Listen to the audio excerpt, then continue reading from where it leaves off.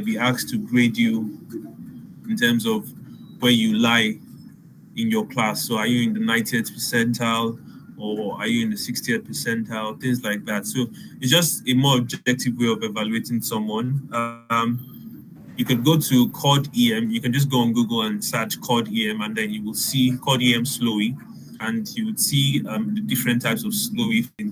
I'm not quite sure about the case where you rotated, for instance, outside in another specialty.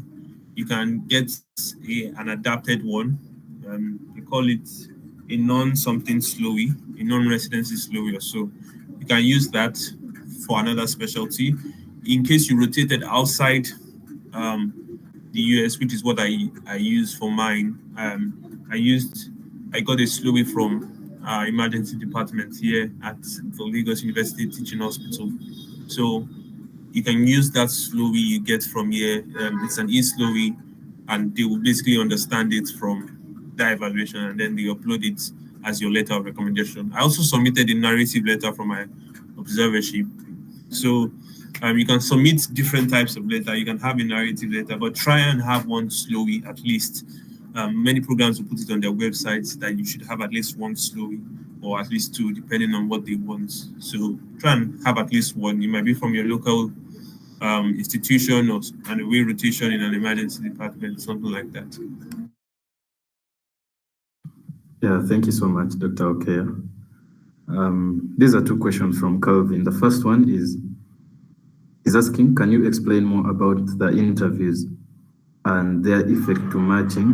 And the second one, he does his master's from Uganda, that is MEd. Does he stand a high chance of matching? Okay, so first question, interviews. So interviews, when you in the requirements to apply, either after doing your house job or going through a pathway called Pathway 6, where you do a mini CX and just you have a proof of clinical skills.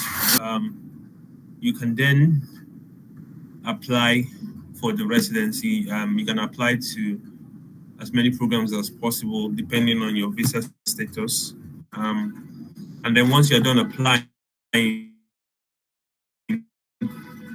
depending on which programs like you or do not like you, they'll send you an interview invite.